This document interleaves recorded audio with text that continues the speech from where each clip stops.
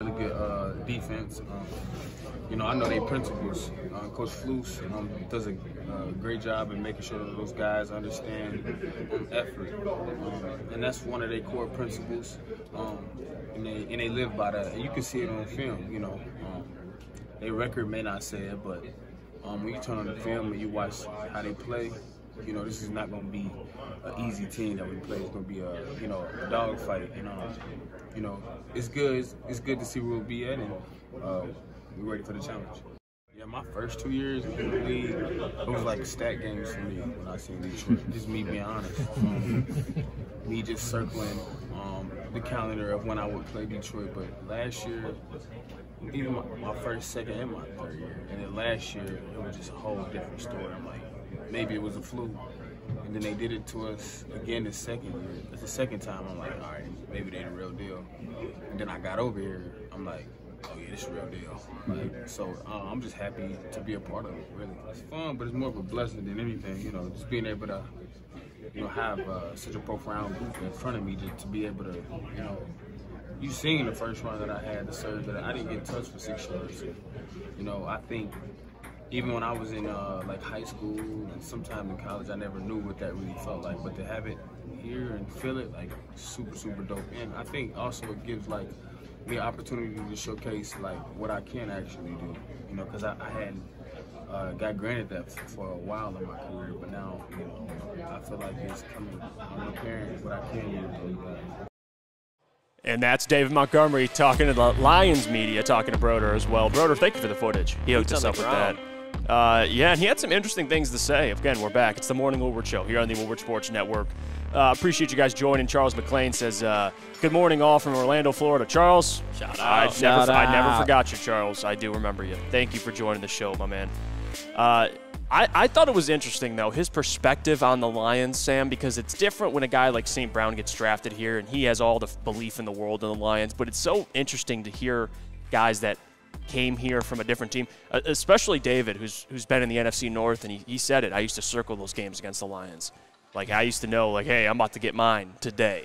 And then last year was a different story, and then he had to think to himself, maybe they're legit. And then he came here and he said, yeah, they're legit. I think that speaks volumes. But David Montgomery, man, glad he's a Detroit Lion. Oh, yeah, and he's been rewarded by having the best season of his career behind by far the best offensive line he's ever played with. Shout out Lucas Klotz. I doubted him a little bit. You did not. And I have a lot of egg on my face, but happy to have that egg on my face because David Montgomery has been absolutely critical to this team when he has played. In 6 games he's played, he's had 501 yards, and in 3 out of his 6 games he's had over 100. So David Montgomery, I think, has been even more valuable to this Lions offense than even his greatest supporters would have expected, especially with a couple long touchdown runs he's broken off.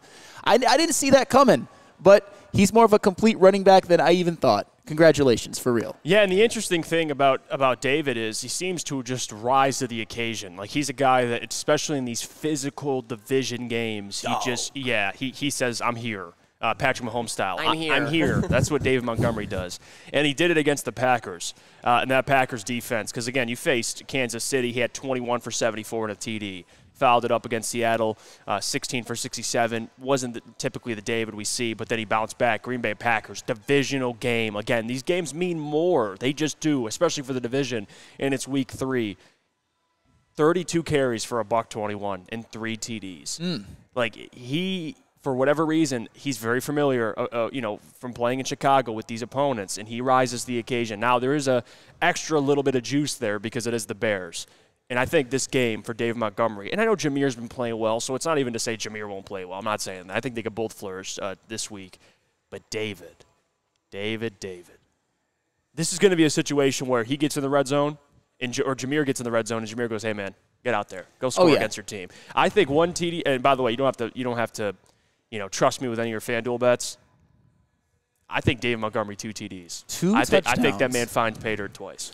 Is it fair, though, to say, obviously, we would love for him to get the goal line touches because it's a bit of a revenge game? You could say that the Bears maybe didn't surround him with a proper offensive line, and you see what he looks like with a great offensive line in Detroit. So there is an element of revenge, but I don't want him carrying the ball too much because also maybe an over workload got him hurt. He's missed 3 games. Yeah, well, the other part, I think the biggest issue, and this is what we talked about. Remember when we talked about David, and you were a little skeptical because of the yards per carry, and we talked about David, and I think the biggest upgrade for him, we mentioned, is not only the offensive line, not only the offense orchestrated by Ben Johnson, but the quarterback play.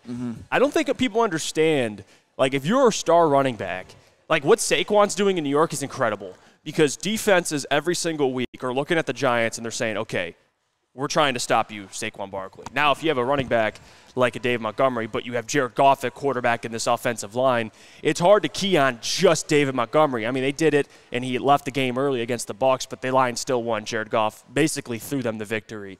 He's never had a quarterback like that. No, not even close. Where defenses can't just key in on David Montgomery. He's a part of the game plan, but they have to respect this passing game, Sam Flannel, and I think that's benefited David Montgomery, Lucas. Am I off on that? No, not at all. And just like he's never had a quarterback like Jared Goff, he's never had a line like this offensive line, he's never had a wide receiver to help relieve the pressure from the linebackers like Amon-Ra St. Brown as well, especially the fact that Amon-Ra St. Brown, one, is a good blocker, but he plays a lot in the slot.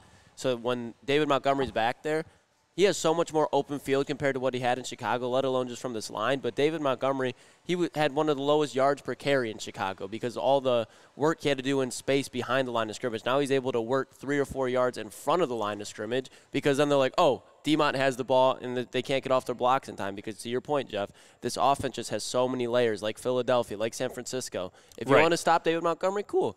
Amon-Ra St. Brown, now you got to account for that. If you shut down both of them, okay, here's Jahmyr Gibbs, who's starting to turn into an absolute sensation as a rookie. You stop him, okay, here's a rookie that's already is a sensation, Sam Laporta. This offense can kill you by 1,000 cuts, and I think Chicago is a team that they don't even need to do that to. They can kill him with Amon-Ra St. Brown, David Montgomery. Will they do more? Probably. But when you're playing the Bears with Jared Goff in this offensive line, that's all you really need to do. Yeah, he's gotten more with the Lions. He's gotten to the second, third level more than he ever has in his career. And like he's actually getting past the line of scrimmage. Yeah, and to be able to do that and to have a running back of his size, that dude's a fucking pit bull. Yeah, and then you have him with a safety. Like, safeties obviously are good tacklers. They're a smaller version of linebackers. But David Montgomery on a safety, I will take that 10 times out of 10 because if he's getting tackled, okay, he's probably falling forward like 2 or 3 more yards if he's not breaking the tackle. Right, and then on top of that, Sam, you got receivers that are willing blockers. Like, that's not a common thing. I want people to understand that, too. Like, when you look at Amon-Ra St. Brown, J-Mo, Josh Reynolds, like, these guys love to block. Even DPJ now. DPJ, willing blocker. That's not a common thing in the NFL. Like, a lot of receivers just don't care. You either have it or you don't.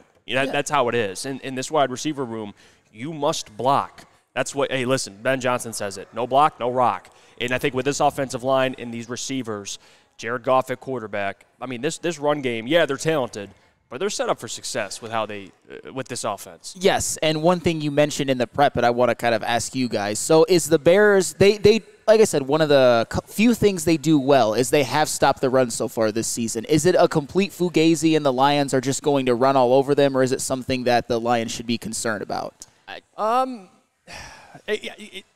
I think it should be, if you're keying in on stuff, like if you're looking at the Bears, Lucas, I think you look at, well, they have a top run defense, but at the same time, Lucas, I'll make the same point I made against the Chargers. I just don't. I don't care. Yeah, like, and it's not a disrespect thing. It's just, I think how elite this offensive line is, advantage Lions. Like, I know it sounds pretty simple, but that's it. It's like when you have good and then there's elite, it just doesn't matter. And I'm not trying to diss on anybody, but think about the Chargers last week.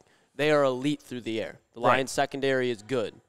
The Lions secondary got exposed, and I think it's going to be – that's how just the NFL works. If you have elite talent against good talent, the elite talent is going to win 9 times out of 10. Unless there's some just great game plan, you have some Steve Spagnuolo on the defensive side of the ball, then I can hear you. But the Chicago Bears defensive staff, Chicago Bears offensive staff, there's no way. The Lions are just a flat-out elite team, and the Bears are a 3-7 team that looks – good right now after they beat the Carolina Panthers. Like, I just think the Bears are just completely overinflated statistically right now. And you know what? There's actually numbers to prove that, and that's why I brought it up, because I wanted to bring this up as well. So the Bears they're 3-7 right now, which is obviously terrible. But in their 3 wins are against Washington and Carolina. Who was their other one? Shoot, I put down Minnesota, but that's actually wrong. It was fake. It was the Raiders. Yep, it was the Raiders. Every single one of those teams is a bottom 6 rushing team in the NFL. And furthermore, they played Tampa Bay, who has the worst rush offense in the NFL. They played New Orleans, who has the 10th worst worst rushing offense in the NFL, and the Minnesota Vikings have the 4th worst rushing offense in the NFL. So my point to that is they've gotten to play a lot of teams that can't really run the ball anyway. Is it impressive that they have the 2nd-ranked running defense 10 games in? Absolutely. But they haven't exactly played the best competition, and they haven't played a running game and an offensive line quite like this, not even close. We're talking about, and I can't believe I'm saying this, maybe the best offensive line in the NFL right now. I think they are. I think they 100% They are. In my opinion, Yes.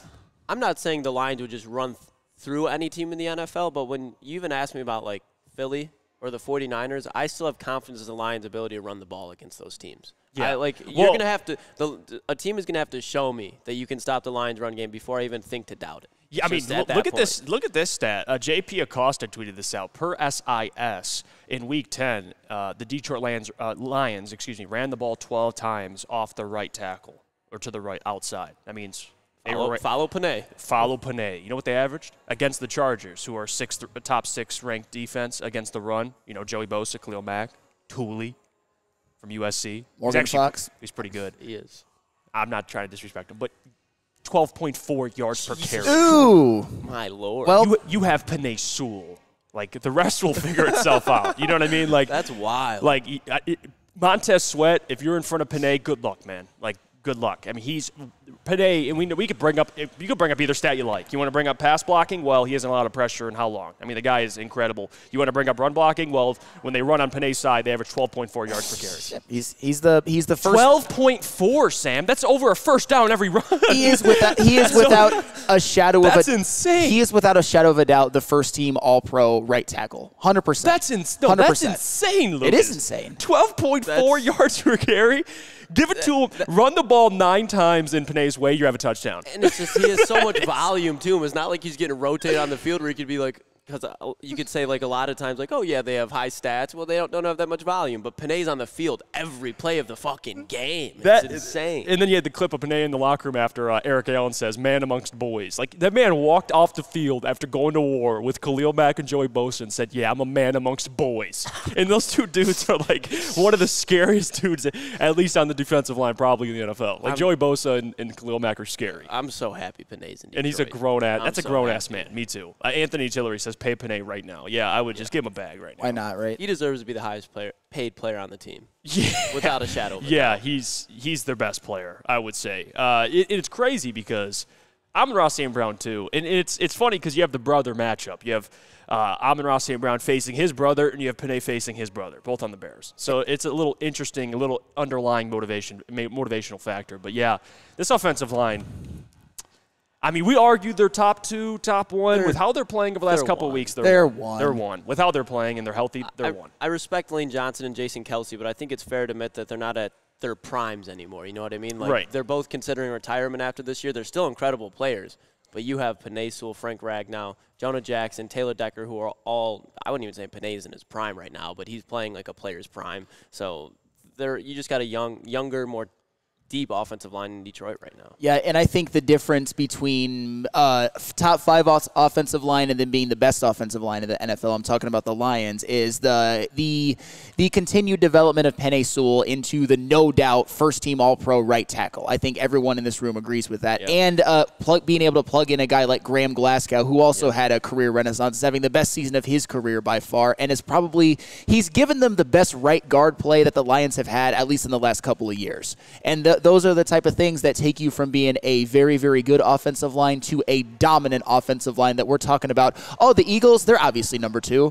That's crazy that the Lions have made that many improvements and that many developments at key positions. Unbelievable. Yeah, in this comment, I'm salty says, if I had a wife, I'd give her to Sewell. I mean, that's fair. Ooh. I don't know about that. You ain't never getting her back. Yeah, no, you're not. No, he you know what? He has a fine relationship, and he has a child. So another one on the way, too. Another one on the way, so congratulations to him. Dude's my age. Those Sewell genes. Yeah, those Sewell genes, man. His son, that's another Hall of Famer. There you go.